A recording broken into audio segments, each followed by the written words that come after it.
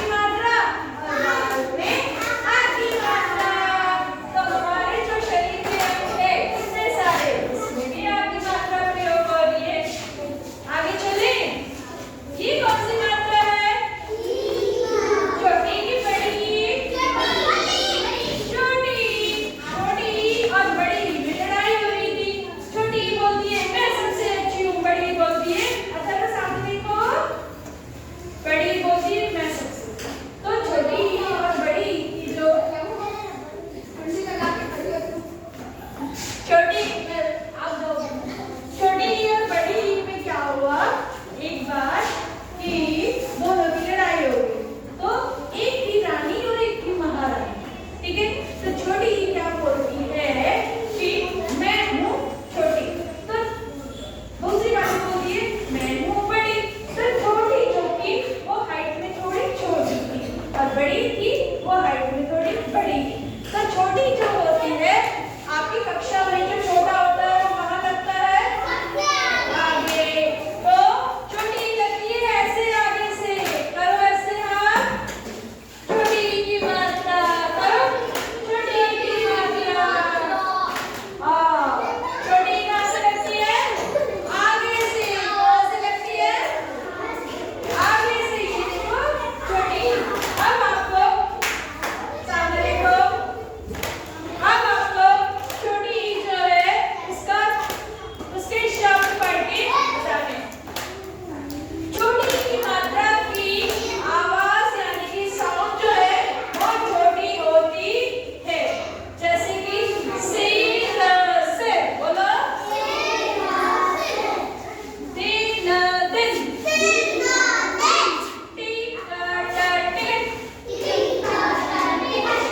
Sound छोटा है, ठीक है। गिलास